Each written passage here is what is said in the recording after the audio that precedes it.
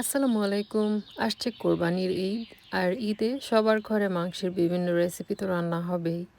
এই মাংসের স্বাদ কিন্তু বাড়িয়ে দিতে পারে একটা পারফেক্ট গরম মশলার গুঁড়া। আমার বাসায় মাংস রান্নার অনেক প্রশংসা পেয়েছি, আর অনেকেই মশলা তৈরির রেসিপিটাও জানতে চেয়েছে। তাই ভাবলাম রেসিপিটা আপনাদের সাথে শেয়ার করে দিই, যা আপনারা বিভিন্ন ধরনের মাছ, মাংস বা বিরিয়ানির রেসিপিতে ব্যবহার করতে পারবেন। আজ আমি আপনাদের সাথে শেয়ার করছি শাহি গরম মশলার রেসিপি। তবে চাইলে এখান থেকে কিছু উপকরণ বাদ দিয়ে নর্মাল যে গরম মশলা আমরা প্রতিদিন তরকারিতে ব্যবহার করি সেটাও বানানো যাবে। পর্যায়ক্রমে আমি আপনাদের সেগুলো জানিয়ে দিব। প্রথমেই এখানে নিয়েছি 1 টেবিল চামচ থেকে একটু কম পরিমাণ লং। লংটা ঝাল এবং ফ্লেভার দুইটারই কাজ করে। চাইলে এটার পরিমাণটা একটু কম বেশি করে নেওয়া যাবে, কিন্তু খেয়াল রাখতে হবে যেন বেশি না হয়ে যায়। বেশি হলে খুব স্ট্রং একটা ফ্লেভার হবে। 1 টেবিল চামচ থেকে একটু কম পরিমাণ নিয়েছি কালো গোলমরিচ। কালো গোলমরিচটা শুধুই হচ্ছে ঝালের জন্য। 2 টেবিল চামচ পরিমাণ এখানে নিয়েছি আমি রেগুলার যে জিরা ওইটা, এটাও শুধুই ফ্লেভারের জন্য। তারপর আছে এখানে 1 টেবিল চামচ থেকে কিছু কম পরিমাণ সাদা গোলমরিচ। এটা কালো গোলমরিচের থেকে ঝালটা একটু কম হয়, তো এটার পরিমাণটাও চাইলে কম বেশি করা যাবে। তারপর আছে 1 টেবিল চামচের থেকে একটু বেশি পরিমাণ এলাচ। রেগুলার যে এলাচটা আমরা ব্যবহার করি, এটাও একদমই ফ্লেভারের জন্য। তারপর আছে 1 টেবিল চামচ পরিমাণ মৌরি। মৌরি হচ্ছে ঝাল, তারপর হচ্ছে ফ্লেভার সব কিছুকে ব্যালেন্স করবে মশলাটাতে।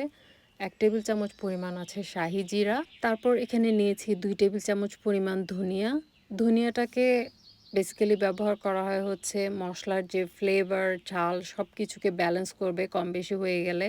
চাইলে এটাকেও একদমই বাদ দেওয়া যেতে পারে।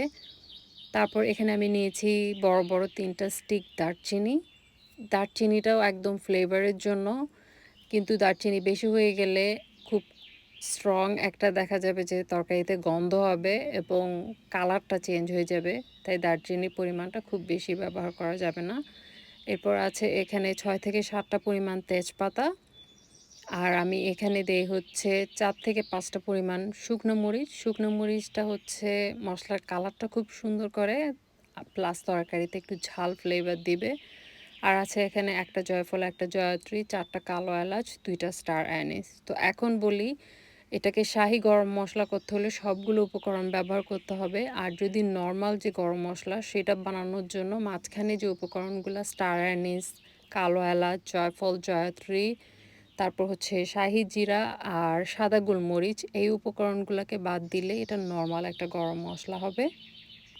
এবার মশলাগুলোকে মচমচে করে নেওয়ার পালা। চাইলে রোদে দিয়েও মচমচে করা যায়, বা চুলার নিচে দেওয়ার যদি ব্যবস্থা থাকে, গরম চুলার নিচে দিয়ে রাখলেও এগুলো মচমচে হয়ে যায়। কিন্তু আমি এখন করব হচ্ছে চুলায় তাওয়ার মধ্যে দিয়ে। তো সেজন্য একটু করে ভেঙে নিচ্ছি যেন আমার টালতে এগুলো সুবিধা হয়। আর যদি ভেঙে না নিতে চান, বড় সাইজের যে মশলাগুলো সেগুলোকে তাওয়ার মধ্যে আগে দিয়ে কিছুক্ষণ টেলে তারপর ছোট সাইজের যেগুলা জিরা টাইপের যে মশলাগুলা সেগুলাকে দিয়ে টেলে নিলেও হয়। এখন একটা প্যানে সবগুলা মশলাকে দিয়ে দিলাম। দিয়ে এই অবস্থায় চুলার হিটটাকে একদমই লোতে রেখে দেই। কোনো অবস্থায় মশলাগুলো যেন পুড়ে না যায়। মশলাগুলো পুড়ে গেলে মশলার কালারটা চেঞ্জ হয়ে যাবে। সেই সাথে সাথে তরকারিতে ব্যবহার করলে তরকারির কালারটাও সুন্দর আসবে না। তো এভাবে আস্তে আস্তে করে নেড়ে নেড়ে ভাজতে হবে যতক্ষণ পর্যন্ত না একটা স্মেল ছড়ায়। এবং আমি এভাবে কিছুক্ষণ ভাজার পরে চুলার আঁচটা বন্ধ করে ওই প্যানটাকে গরম চুলার উপরেই বসিয়ে রাখি। কিছুক্ষণ সুন্দর মচমচা হয়ে যায়। তো এরপর যে কোনো একটা ব্লেন্ডার বা গ্রাইন্ডারে নিয়ে জাস্ট ব্লেন্ড করে নেই। এই মশলাটা 6 মাস থেকে 1 বছর বেশ ভালো থাকে। তবে আমি পছন্দ করি পরিমাণে কম করে করার। এতে করে মশলার আসল স্বাদ আর গন্ধটা খুব ভালো পাওয়া যায়। তবে যদি বেশি পরিমাণে করা হয় সেই ক্ষেত্রে একদম এয়ারটাইট একটা কন্টেইনারে রেখে সংরক্ষণ করতে হবে। আশা করি আমার আজকের এই রেসিপিটি আপনাদের ভালো লেগেছে। যদি ভালো লেগে থাকে লাইক, কমেন্ট আর সাবস্ক্রাইব করে আমার চ্যানেলটির পাশে থাকতে ভুলবেন না। আর আমার কোনো রেসিপি ব্যবহার করে যদি আপনারা কোনো উপকার পান, কমেন্ট সেকশনে জানাতে ভুলবেন না। তো আজকের মতো এই পর্যন্তই। ভালো থাকবেন সবাই। আল্লাহ হাফেজ।